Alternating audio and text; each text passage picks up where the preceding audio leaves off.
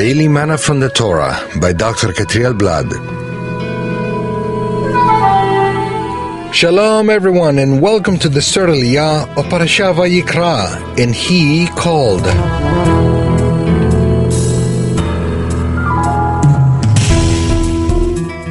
Leviticus 2 verses 7 through 16 is where we found this Torah study.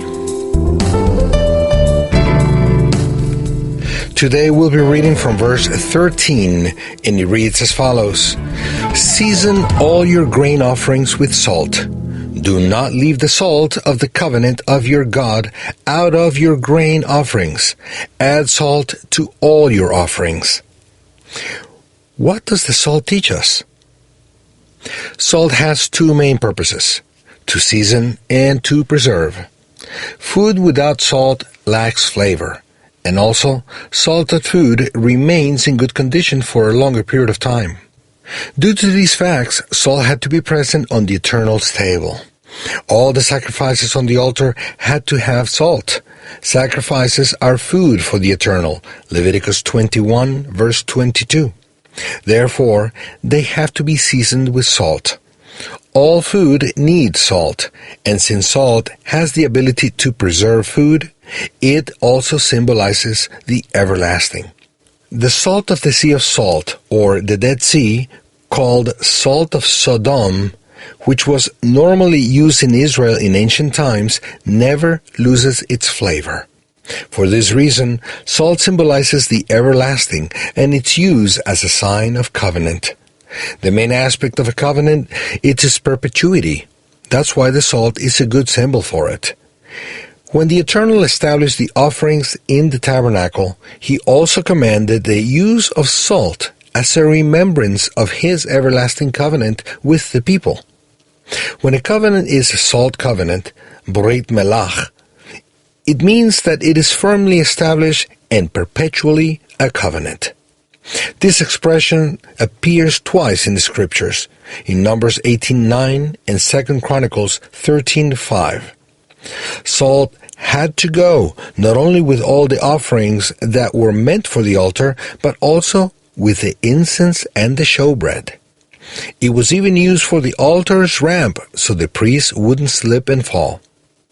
It's highly recommended to always have salt on a Jewish table. After the temple's destruction, the table of a Jewish home is considered an altar.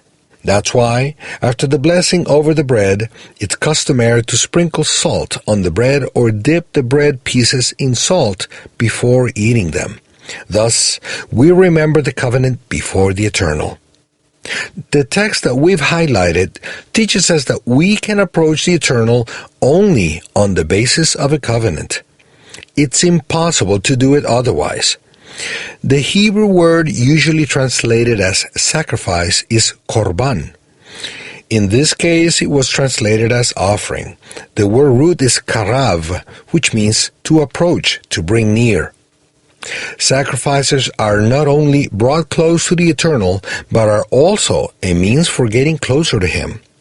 Now, without salt, the sacrifice is not acceptable before the Eternal. In other words, without covenant, there is no closeness to Him.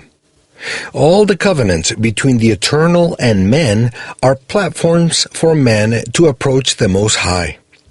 Blessed be the Eternal for the covenants He made with Noah's sons, Abraham, the people of Israel, David, and the Messiah, through which man can get close to the Eternal and be welcome. Blessings and shalom.